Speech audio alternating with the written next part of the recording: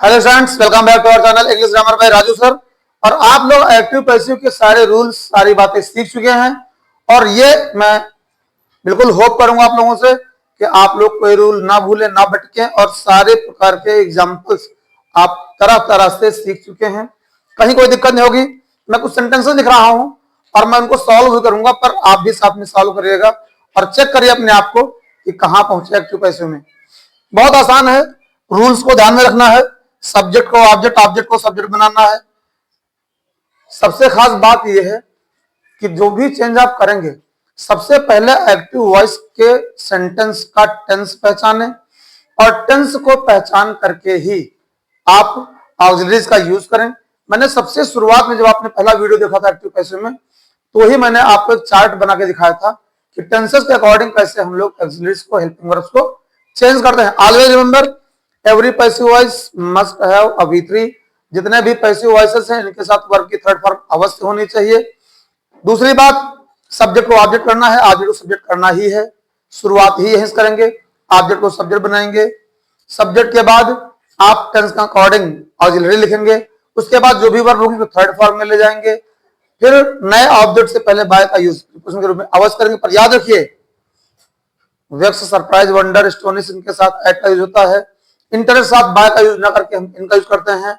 Worry के साथ हम अबाउट का यूज करते हैं, तो नो के साथ टू का यूज करते हैं।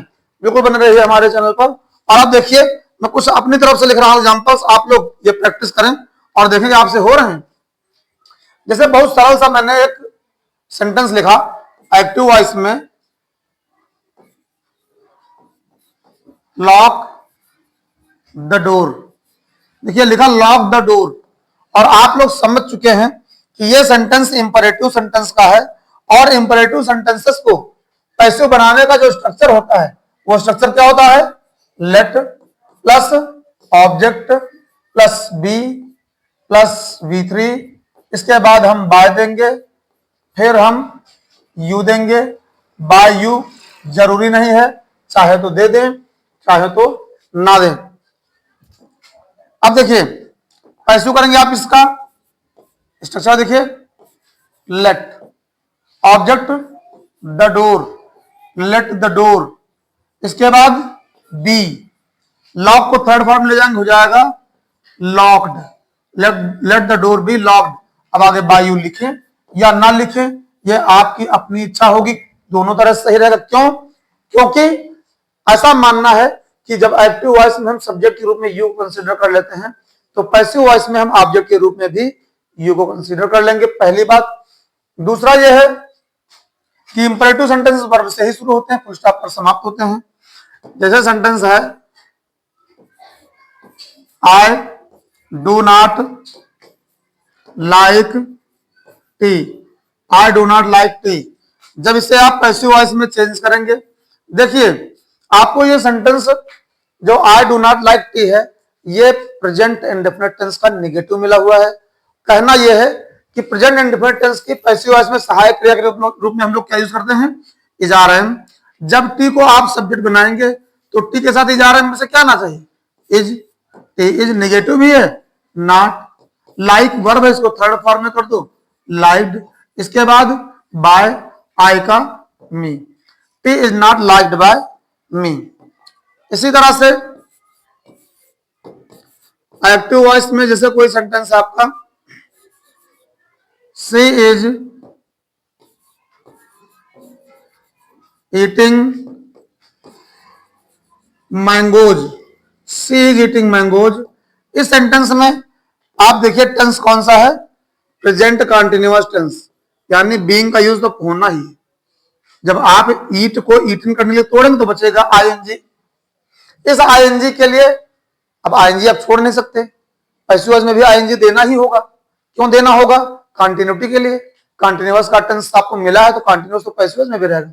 याद रखिए, एक्टिव से पैसिव चेंज करने में सब कुछ तो चेंज होगा, पर सेंटेंस का टाइप और टेंस नहीं चेंज होगा। सेंटेंस अफर्मेटिव तो अफर्मेटिव रहेगा, निगेटिव है तो निगेटिव ही पैसिव में भी रहेगा, इंटरोगेशन पर है तो पैसिव भी इंटरोगेशन रहेगा। खास बात है, जैसा टेंस यहां पर प्रेजेंट कंटिन्यूअस, पैसिव में भी प्रेजेंट कंटिन्यूअस टेंस रहेगा। मैंगोज को हम सब्जेक्ट बना लेंगे, अब प्रेजेंट कंटिन्यूअस टेंस में इज़ार अहम आते हैं, मैंगोज प्लूरल है, आर, आईएनजी के लिए बी और साथ में ING being, mangoes are being. अब ईट की थर्ड फॉर्म हम कर लेंगे ईटन, बीइंग ईटन, इसके बाद बाय और सी का ऑब्जेक्टिव केस हर। इस तरह से आपने देखा, बड़े आसान तरीके से कर लिया। इसी तरह से मान लीजिए कोई सेंटेंस परफेक्ट टेंस पर है, दे हैड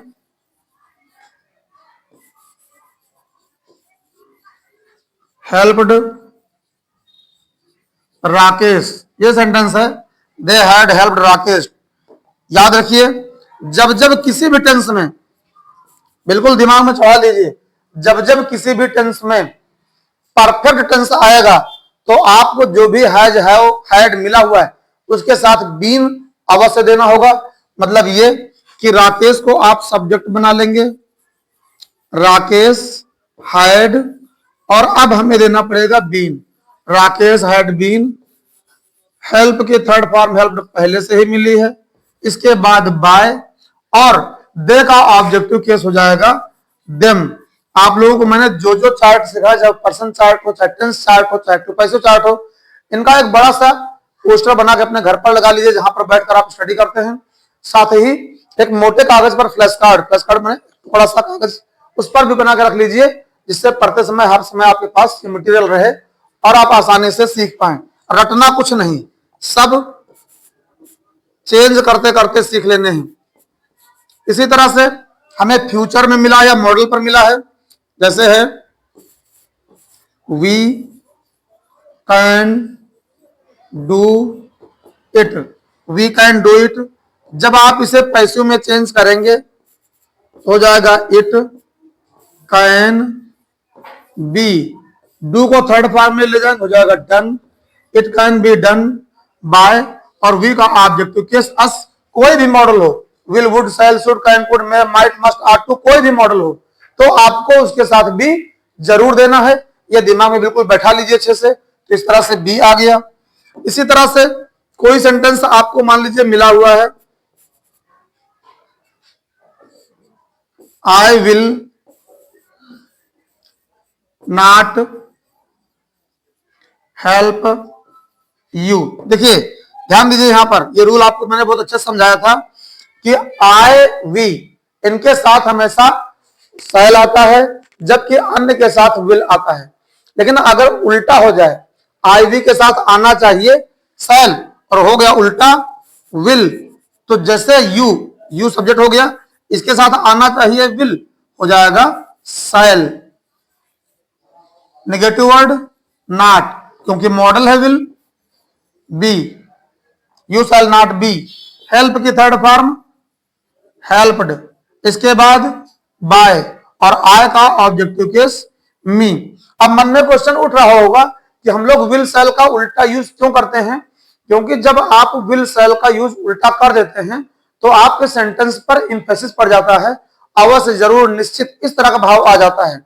जैसे आपने कहा आई शैल गो टू स्कूल, इसका अर्थ हुआ मैं स्कूल जाऊंगा। लेकिन आपने कहा I will go to school, इसका अर्थ हो जाएगा कि मैं स्कूल अवश्य जाऊंगा। ये इंफेसिस है। और जब एक्टिव वॉइस में आपको इंफेसिस मिला है तो पैसिव वॉइस में भी उल्टा करिए, वरना इंफेसिस कैसे होगा? मैंने पहले भी कहा हुआ है कि जितने रूल्स बताए, सब्जेक्ट को ऑब्जेक्ट में बदलना, ऑब्जेक्ट को सब्जेक्ट में बदलना, नया ऑब्जेक्ट पहले बाय लगाना, वर्ब को थर्ड फॉर्म में करना, या टेंस के अनुसार ऑक्सिलरीज को चेंज करना, इसके अतिरिक्त कुछ नहीं चेंज करना। सेंटेंस का जैसा टाइप आपको मिला एक्टिव वॉइस में, पैसिव वॉइस में भी वैसा ही टाइप करना होगा। एक क्विक रिवीजन है आपके लिए, ध्यान से करिए। अभी मैं आपको नेगेटिव इंटरोगेटिव बताऊंगा और बहुत अच्छे से सारी बातें आपको समझ में आती रहेंगी। तो जिस तरह से आपने देखा कि हम किसी भी सेंटेंस को उसके सब्जेक्ट ऑब्जेक्ट टेंस वर्ब को देखते हुए हम अफर्मेटिव सेंटेंसेस को आसान तरीके से पैसिव में चेंज कर रहे हैं, इसी तरह से हम अपने इंटरोगेटिव और नेगेटिव सेंटेंसेस को भी चेंज कर सकते हैं। मैं आपको बहुत सरल तरीके से एग्जांपल्स करके दिखा रहा हूं और उम्मीद है बिल्कुल सहज तरीके से आसानी से आप समझ भी पाएंगे। जैसे कोई सेंटेंस है,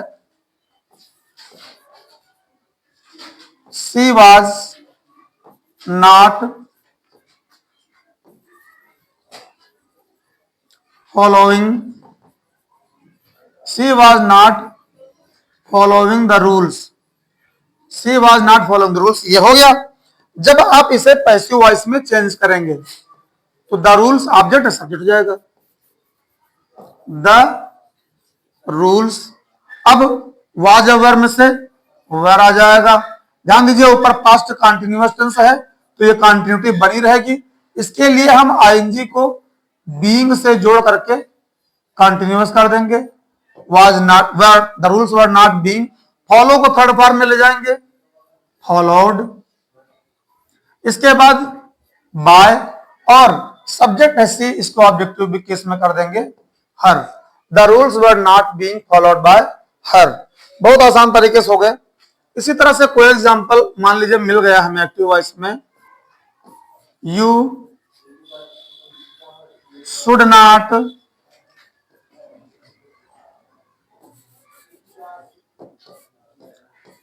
डिस्टर्ब